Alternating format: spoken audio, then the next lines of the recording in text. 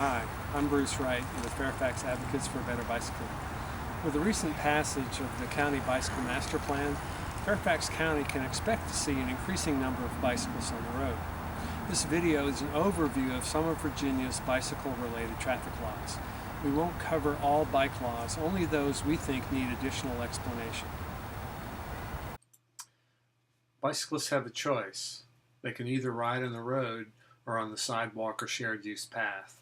Fairfax County does not have a connected bicycle network, so most cyclists need to ride on the road to get where they need to go.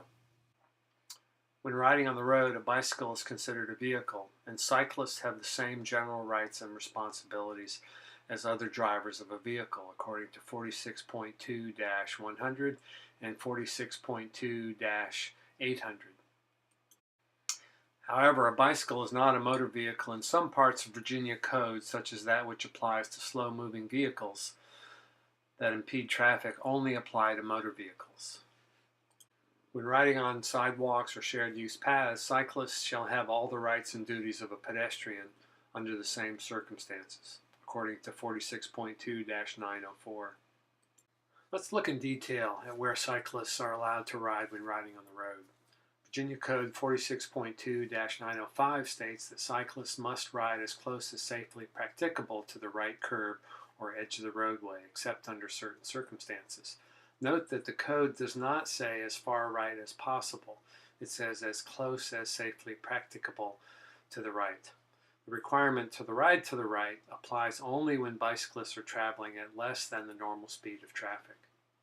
Other exceptions to riding to the right that are outlined in the code are very common, and often at least one of them may apply at any given time. These exceptions might include when overtaking and passing another vehicle, while preparing for a left turn, and to avoid obstacles such as squirrels and doors in the door zone, and when riding in a substandard width lane that makes it unsafe to continue riding to the right. When present, bicyclists have the option to ride in a bike lane, although they are not required to do so. Bike lanes are for the preferential use of bicyclists. According to 46.2-888, motorists may not block a travel lane, such as a bike lane, except when turning right. You probably wonder how a substandard width lane is defined. According to the code, a substandard width lane is a lane too narrow for a bicycle and another vehicle to pass safely side by side within the lane. How wide is a substandard lane? In Virginia code, that width isn't specified. It varies depending on the type of road and the situation.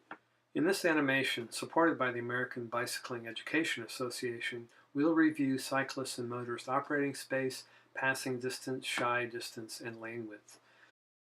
The most outer part of the lane is referred to as the crash risk zone, where bicyclists are most vulnerable. The average width of a cyclist is 2.5 feet. The minimum operating space is approximately 4 to 5 feet. Other types of cyclists may have different requirements. Let's look at the impact of lane width in various types of vehicles sharing the lane with a bicyclist. First, we'll add the smallest vehicle, a Mini Cooper, showing the width of the shy distance in the 3-foot passing area in a 10-foot wide lane. Now let's widen the lane to 12 feet. You can see there is barely enough room to share with this small vehicle without encroaching into the 3-foot passing zone. Now we'll add a Toyota Camry, a standard size vehicle, and note that the vehicle has encroached both into the shy distance and the 3-foot passing distance. Adding a Ford F-150, you'll see there's clearly not enough room to share a 12-foot lane. As we widen the lane to 14 feet, we see there's just enough room to share. Adding a Ford Super Duty truck, we see, will again encroach into the 3-foot passing distance. When an even larger vehicle, such as a transit bus, is added, there's no longer enough room, even in a 14-foot lane. Cyclists must be prepared for all these situations. The best approach in a narrow lane is to use lane control and do what is called take the lane to ensure motorists do not try to dangerously share a substandard width lane. According to a law passed recently, a bicyclist may proceed through a steady red light if the bicyclist comes to a full and complete stop at the intersection for 2 complete cycles of the traffic light or for 2 minutes, whichever is shorter. They then treat the red light as a stop sign and carefully proceed through the intersection. Motorists also have responsibilities regarding cyclists. They must understand that bicyclists have the same rights as motorists when riding on the road. Many cyclists ride on side paths and sidewalks. At intersections, motorists must look right before turning right, especially when turning right on a red signal or stop sign. Motorists must come to a complete stop before the stop line and allow pedestrians and bicyclists use of the crosswalk. Motorists must allow 3 feet when passing, waiting until it is safe to pass, and returning to the right when safely clear of the bicyclist. Motorists cannot use the horn to harass or intimidate cyclists.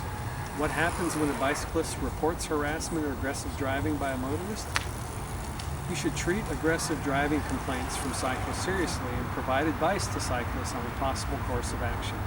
Officers should offer to record the pertinent information and instruct cyclists on how to work with the magistrate's office to pursue civil charges. As you have seen, there are many subtleties in Virginia code as it applies to bicyclists.